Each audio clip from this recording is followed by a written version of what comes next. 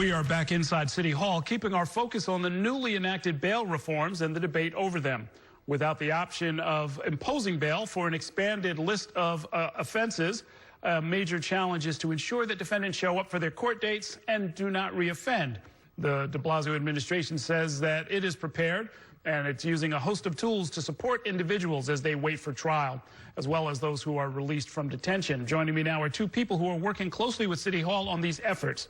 Kevin Livingston is the founder of the advocacy group 100 Suits for 100 Men. Stanley Richards is the executive vice president of the Fortune Society and the vice chair of the Board of Correction. Thank you both for being here. Very good to see you. Thank you. And let me start with you, Stanley. I mean, we've watched the fight go all the way through the legislature, signed by the governor, now finally taking effect. And to look at the headlines, you would think that some people simply don't understand what bail is for. It's simply there to make sure people show up. That's it. Well, what have you seen, I guess, in this first week, now that the reform is now the law of the land? Well, as you know, the Fortune Society has been deeply involved in bail reform and criminal justice reform. For so many years, we have had a system that really brutalized the poor people. So if you didn't have resources, you were detained while your case was being adjudicated. We are now beginning to right-size the system, meaning that bail was designed to make sure people show up for court. It was not a guilt or innocence way of dealing with people. And so now we're going to be having people be charged. They will get their cases adjudicated, and only those who really need to be kept away from the communities will be. The majority of the people, rightfully so, will be able to handle their cases from the community.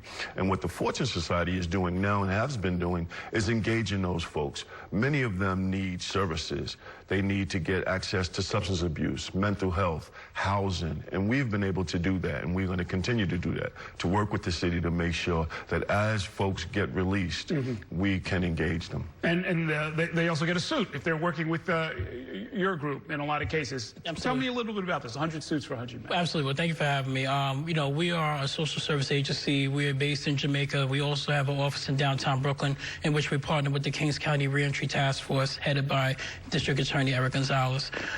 Suiting is 5% of what we do.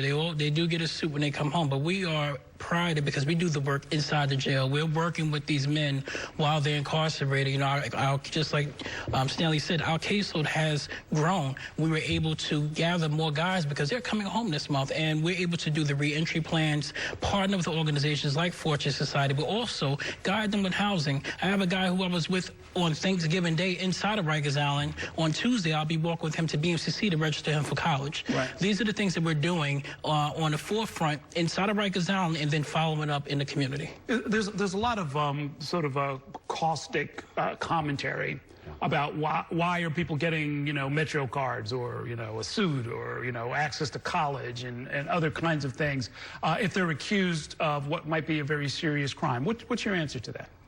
If we want to be a society that helps people, two things, right? Hold people accountable and help them build new lives, we have to do the investments. I can tell you, for me, I went to prison.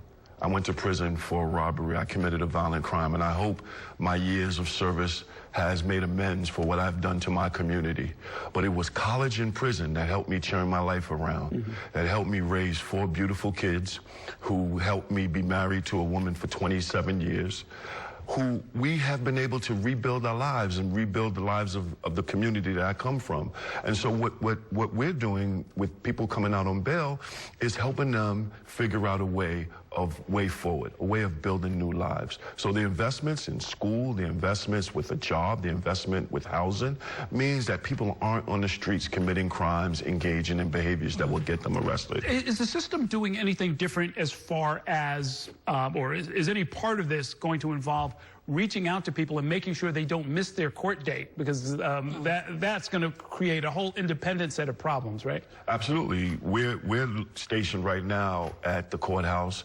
We're engaging people once they get released, giving them Metro cards so they can get back to court, giving them access to food if they need clothing, because many times people get arrested in the summertime and only have the summertime clothes that they got arrested on. So a winter coat, some heavy clothes. So we're going to be there and supporting people as the 100 Suits. We're all going to be there supporting people, making sure that they get back to court so that they don't get a violation. We're spending so much time talking about people. Are folks aware that the law has changed and that things are going to be different this week than they were for, the previous 30 years? Absolutely. I mean, I was with the guys inside of Rikers Island 2 days ago.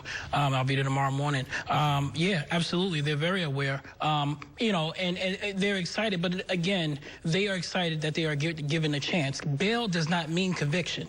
Right, and so we cannot pre-convict anybody unless the judge. We're not judge, jury, or executioner. We're a resource, and so I'm prided by that. We're able to go in and work with them where they're at, and so they are very aware what's going on in this city. And I can tell you right now, for who I work with, they don't have this sense of entitlement.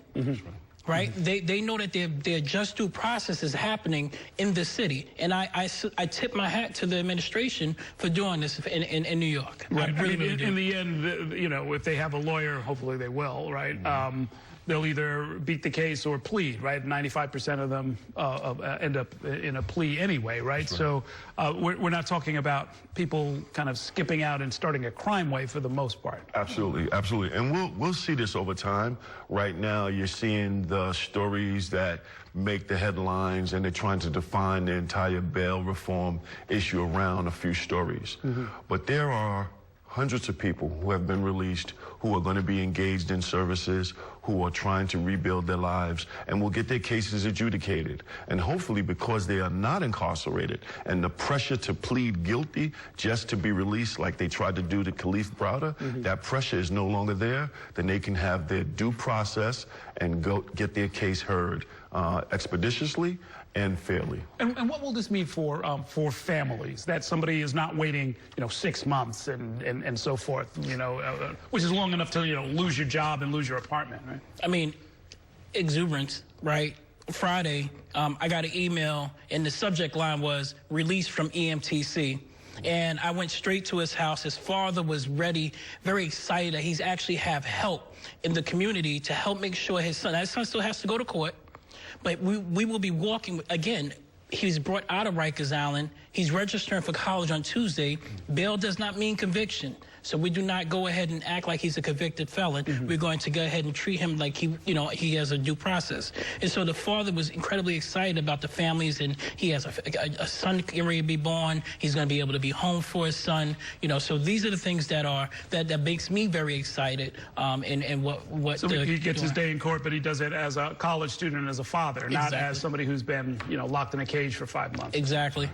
Okay, well, we're going to continue to follow this. We'll they're talking about changing it, amending it, improving it. You guys are part of the improvement. Thanks so much for coming by tonight. Thank you so much for having me. Thank you for having us. All right, let's take a short break here. Coming up next, with a date for the Queensborough president's race officially set, we're going to look at the crowded field of candidates and some major developments that took place just this week. Stay with us.